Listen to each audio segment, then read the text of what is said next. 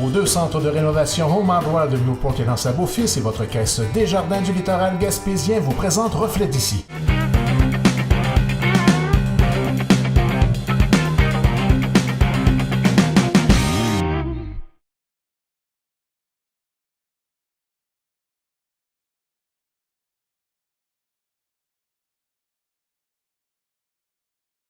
Bonjour mesdames et messieurs et bienvenue à la section entrevue de votre émission Reflet d'ici.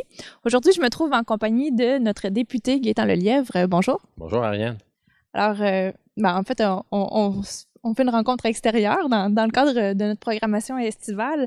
On va parler de votre rôle en tant que député indépendant pour commencer. Il y a plusieurs personnes qui peuvent se demander qu'est-ce qu'un député indépendant fait, quels sont ses pouvoirs également. Donc, dans ce contexte-là, vous, qu'est-ce que vous pouvez faire? Oui, effectivement. Oui, c'est vrai, j'ai eu beaucoup de questions depuis le 16 mai, je siège comme député indépendant. Et beaucoup de questions, bon, est-ce que tu as encore tes bureaux de comté? Est-ce que tu as encore du budget pour engager tes attachés politiques? Est-ce que tu sièges encore à l'Assemblée nationale? Est-ce que tu vas à période de questions? Fait que la réponse à toutes ces questions, c'est oui. On va parler d'abord des ressources. Les ressources, ça veut dire que j'ai 3 bureaux. Un bureau à Saint-Anne-des-Monts, un à Gaspé, puis un à Grande-Rivière, et un bureau au Parlement, bien sûr. Donc, tous les bureaux sont maintenus. Un député indépendant continue à recevoir le même budget de l'Assemblée nationale parce que nos budgets sont délivrés par l'Assemblée nationale et non pas par nos partis politiques. Donc, le budget est maintenu. J'ai le même nombre d'employés, le même budget d'opération pour les bureaux. Mais même, on a un supplément parce qu'en étant indépendant, on n'a plus accès aux services de recherche de notre parti. Donc, on nous alloue une somme de 31 000 supplémentaires pour pouvoir embaucher des gens ou donner des contrats pour faire des recherches aux besoins. Donc, ça m'a permis d'embaucher un employé de plus au cours de l'été. Et ça, c'est au niveau budgétaire. Maintenant, au niveau, l'autre côté du travail de député, c'est le travail à Québec. Quand on est au Parlement, c'est-à-dire entre le mois de septembre et décembre et ensuite entre février et juin. Donc, à l'Assemblée nationale, on siège pour la période de questions. On siège pour différents dossiers des projets de loi. On siège en commission parlementaire. Tout ça est maintenu. Quand tu es indépendant, tu as les mêmes droits qu'un député qui fait partie d'une formation politique. Ce qui est différent, c'est que l'Assemblée nationale prévoit un minimum de temps d'intervention pour un député indépendant parce que, exemple, la période de questions. On alloue, par exemple, on a 3 séances de période de questions par semaine en saison régulière, en séance durant la saison régulière. Donc, le Parti québécois, par exemple, reçoit, disons, le mardi, 6 questions à poser. Le parti en caucus décide à qui il attribue les questions, quel député va poser telle question sur tel sujet. Donc, comme indépendant, on a un minimum de questions qui nous est garanti aussi pour qu'on puisse bien défendre notre comté, premièrement, notre région, puis aussi les dossiers qui peuvent être de portée nationale qui sont pour nous des priorités. Donc, on a une question minimum par 7 jours de séance. C'est quand même beaucoup parce que si on regarde ça, il y a des députés qui, par exemple, durant la session d'hiver de février à mai, ont aucune question. Parfois, une seule question. Alors que moi, j'ai siégé 3 semaines comme indépendant et j'ai eu droit à 2 questions dans 3 semaines. C'est énorme. C'est même plus que la moyenne de ce que j'avais quand j'étais pour le Parti québécois. Donc, à ce niveau-là, je tiens à rassurer la population. Un député indépendant a tous ses budgets, toutes ses ressources professionnelles, puis a un minimum également de temps d'allouer à l'Assemblée nationale pour pouvoir défendre les dossiers au Salon Bleu. Donc, on peut dire que le comté bénéficie d'une aussi bonne visibilité, même peut-être meilleure. Bien, écoutez, je ne veux pas dire que c'est un objectif à rechercher de siéger comme indépendant. Moi, bon, les circonstances ont fait en sorte que j'ai dû être exclu du caucus pour une période indéterminée ou temporaire. C'est les termes que mon ancien chef, Jean-François Lisée, a utilisés. Donc, c'est pas je ne dirais pas que c'est quelque chose que je recherchais, mais je peux rassurer la population et dire qu'effectivement, l'Assemblée nationale, les règles de fonctionnement sont faites en conséquence et un député qui décide de siéger indépendant a toutes les ressources nécessaires pour bien défendre son comté, effectivement. Donc, je tiens à dire que d'ici la fin de mon mandat, si la situation ne change pas, j'ai tous les éléments, tous les outils pour continuer à faire mon travail de député puis défendre ma région. Mais parlons-en justement de cette situation-là. Est-ce qu'il y a possibilité de réintégration au Parti québécois? Est-ce que c'est quelque chose qui vous intéresse? Est-ce que vous avez eu des discussions à ce sujet-là? C'est sûr que moi, c'est le chef qui a pris la décision, de demander mon exclusion pour une période indéterminée du caucus. Donc, la balle est dans le camp du parti ou du chef. Il y a des moments, j'ai parlé à beaucoup de collègues au cours de l'été, j'ai reçu de la visite de collègues du Parti québécois. On sent que ça bouffe dans les dernières semaines. La balle n'est pas dans mon camp. Il faut être honnête, la balle est dans le camp du parti. Donc, pour l'instant, ça n'a pas bougé, mais il y a des moments forts qui s'en viennent. Par exemple, la semaine prochaine, il y a, parce que là, il faut se reporter qu'on est à la fin août, l'émission va passer fin août et septembre. À la fin août, il y a un caucus de tous les députés du Parti québécois à Saint-Eustache. Donc, je présume que le cas de Gaétan Lelièvre, le dossier de statut d'indépendant de Gaétan va sûrement être discuté par mes collègues. Ça serait normal. Je ne veux pas dire qu'ils vont régler la question à ce moment-là, mais c'est un sujet d'actualité. Donc, par expérience, ça fait quand même un peu plus de 4 ans que je siège au sein du comité du caucus du Parti québécois. Et généralement, ce genre de dossier-là, est revisé régulièrement. Donc, possibilité, un moment fort à la fin août, à Saint-Eustache, lors du caucus des députés du parti. Ensuite, dans quelques semaines plus tard, on a le congrès. Un congrès au Parti québécois qui se tient une fois par 6 ans. Donc, un moment fort aussi. Est-ce qu'il va y avoir encore un caucus des députés? Ça pourrait être une occasion aussi pour traiter de la question. Sinon, il y a la rentrée parlementaire qui est à la fin septembre. Donc, dans les prochaines semaines, il va y avoir des moments où je présume que mes collègues et mon chef, mon ancien chef, parce que présentement je suis indépendant, vont avoir l'opportunité de discuter de cette possibilité-là. Mais comme je le disais, honnêtement, la balle est dans leur camp. Donc, moi, pour l'instant, je me concentre sur mon travail de député. J'ai fait beaucoup, beaucoup de rencontres, beaucoup de kilométrage, de millage cet été, très présent sur le terrain. Je tenais à rencontrer les gens. C'était important pour moi de rencontrer les gens, la population, voir comment eux recevaient ce qui s'est passé au mois de mai. Et l'accueil est excellent. Les gens sont bons. Les gens sont très compréhensifs. Puis je sens qu'il y a un appui. Donc, pour moi, c'est important de vérifier ça. C'est important. Donc, j'ai travaillé très fort cet été. Puis je me prépare pour entreprendre l'automne, indépendant ou avec un retour au sein du parti. Pour moi, c'est ma détermination de défendre mes dossiers, que ce soit indépendant ou au sein du parti. Je m'accommoderai des deux façons. Puis je veux que les gens soient certains que je vais travailler extrêmement fort. Ça n'a pas changé ma façon de faire ni de voir les choses. Très bien. Donc, parlons-en justement de l'été. L'été, c'est une grosse période de l'année pour un député. Sans entrer dans tous les détails, qu'est-ce que vous avez fait cet été?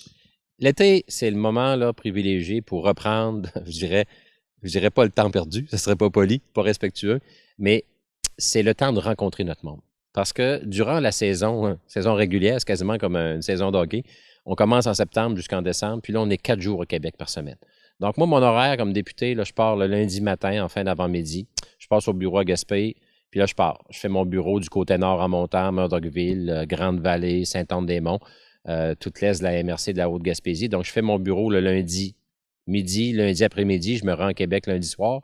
Mardi, mercredi, jeudi, on siège au Parlement, puis je repars jeudi en après-midi pour revenir dans le comté. Donc, j'arrive dans la nuit de jeudi à vendredi. Puis il me reste une partie de la journée de vendredi pour faire du bureau et je repars le lundi. Donc, enfin, en bout de ligne, j'ai les fins de semaine pour être présent dans le comté, puis un petit bout du lundi matin puis du vendredi. Donc, durant l'été, il faut faire beaucoup de terrain, il faut rencontrer les organismes. Il y a beaucoup de festivals, beaucoup d'activités. C'est des bons lieux pour rencontrer les gens, entendre ce que les gens ont à nous dire, puis rencontrer les promoteurs, rencontrer les conseils municipaux. Ça va être une année d'élection municipale, donc je sens que ça bouge beaucoup. Donc, l'été, c'est faire du terrain, être très présent, être à l'écoute des gens, puis vraiment là, se préparer pour recommencer à l'automne la saison régulière. La rentrée parlementaire est le 19 septembre. Là, présentement, au moment où on se parle, on est à la fin août. Donc, qu'est-ce que vous prévoyez pour la rentrée? Ça va être une rentrée, selon moi, que je prévois extrêmement active, intense, pour différentes raisons. Bon, d'abord, il y a eu un relâchement durant l'été. Puis là, les dossiers sont accumulés, puis chacun va vouloir positionner ses dossiers. À l'automne, c'est toujours comme ça. Donc, beaucoup de dossiers dans nos bureaux, les bureaux de comté, puis il faut amener ces bureaux-là auprès des différents ministres, auprès des ministères. Donc, c'est intense. Mais en plus, c'est une année électorale au niveau municipal. Donc là, on sent que les élus municipaux sont un peu plus nerveux. On sent qu'il y a des des hommes, des femmes qui veulent aussi se présenter. Donc, ils veulent faire leur place, ils veulent déposer leur projet, leur programme politique municipal. Donc, ça va bouger, puis on va être sollicité comme député pour se positionner dans ces dossiers-là. C'est clair, donc ça va bouger. Et en plus, c'est une année préélectorale. Hein? C'est la dernière année avant normalement les élections, je dis bien normalement, s'il n'y a pas de déclenchement hâtif, ce qui n'est pas impossible, on serait dans la dernière année avant l'élection d'octobre 2018. Donc ça veut dire que le gouvernement va probablement être très présent sur le terrain, tenter de trouver les dossiers majeurs dans chacune des régions, dans chacun des comtés. L'ensemble des partis politiques vont commencer à chercher puis trouver, annoncer leurs nouveaux candidats, candidates. Donc, ça va être, c'est sûr que l'automne et l'hiver, l'automne 2017, l'hiver 2018, là, je m'attends que ce soit des périodes extrêmement intenses, sans parler de la possibilité, comme je le disais, de déclenchement d'élections hâtives, parce que oui, on a une loi sur des élections à date fixe, mais une loi, ça se modifie par une autre loi. Le gouvernement est majoritaire. Il pourrait, par une loi spéciale, puis on le sait, une loi par bâillon, c'est 24 heures. Tu modifies la loi, puis tu peux déclencher si le gouvernement le juge à propos. C'est une prérogative du premier ministre. Donc, on parle justement d'élections. De votre côté, est-ce que ça pourrait être une option de vous présenter à nouveau pour les prochaines élections? Il n'y a rien qui est exclu. Il n'y a absolument rien qui est exclu. Il nous reste encore 14 mois. 14 mois en politique, c'est 14 ans des fois ailleurs dans d'autres domaines. C'est long, 14 mois. Il peut se passer beaucoup de choses. Je m'accorde encore un peu de temps pour réfléchir, mais c'est sûr que la possibilité n'est pas exclue. Très bien. Maintenant, je vais parler d'un dossier régional qui a fait couler beaucoup d'encre cet été. On parle du dossier du pétrole en Gaspésie. On sait qu'il y a eu des manifestations importantes près d'un puits de Junex. Donc, de votre côté, je voulais voir comment vous voyez la situation sur l'ensemble de l'exploitation pétrolière dans la région. Ça, c'est un des dossiers qui risque d'être chaud. Quand on dit qu'à l'automne, là, ça va recommencer, c'est déjà commencé d'ailleurs. Là, on a vu qu'est-ce qui s'est passé. Bon, un groupe là, qui a pris possession du site de Junex illégalement, appuyé encore jusqu'à aujourd'hui par des groupes environnementaux plus pacifiques, tant mieux. Donc, ça commence à bouger. Anticosti, c'est réglé. Le gouvernement a fait une entente avec les pétrolières et on ferme le dossier d'Anticosti. Donc, la pression au niveau hydrocarbures se tourne vers la Gaspésie. Automatiquement, on est la deuxième région là, avec un fort potentiel une fois qu'Anticosti est exclu. Donc, c'est clair que les médias, l'attention médiatique va se tourner vers nous. Puis, on a plusieurs dossiers. On a le dossier, le fameux dossier de Alderman au centre-ville à Gaspé, qui est un dossier très contesté, où je crois qu'il y a un large consensus à l'effet qu'on ne veut pas développer ce site-là en plein centre-ville de Gaspé pour 1001 raisons. Je pense que les gens connaissent ce dossier par cœur. On a ensuite le dossier de Junex, celui qui a fait l'objet de manifestations des dernières semaines. Un dossier qui est opéré par la compagnie Junex depuis des années. Un dossier qui va relativement bien en termes, je dirais, de transmission d'informations entre l'entreprise, le milieu, la municipalité. Il y a un bon canal de communication. D'ailleurs, il y a de l'exploitation. On ne parle pas d'exploration, on parle d'exploitation qui se fait depuis quelques années.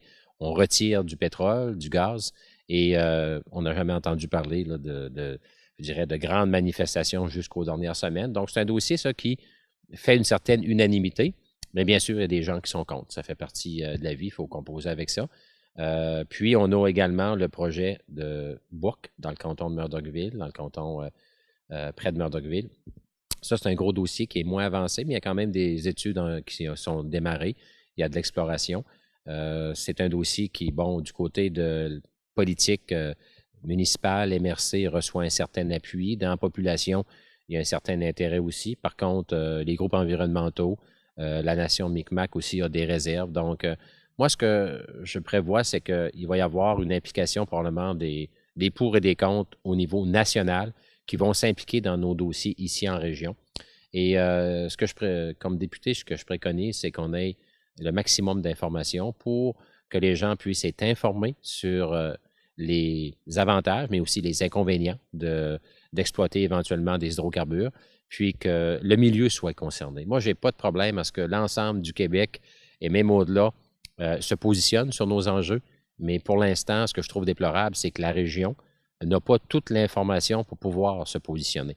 Je veux que les principaux concernés, notamment les résidents et les résidentes de la côte de Gaspé, de la Gaspésie, aient toute l'information pour se positionner dans ce dossier-là qui est extrêmement important. Puis on ne peut pas prendre ça à la légère, là.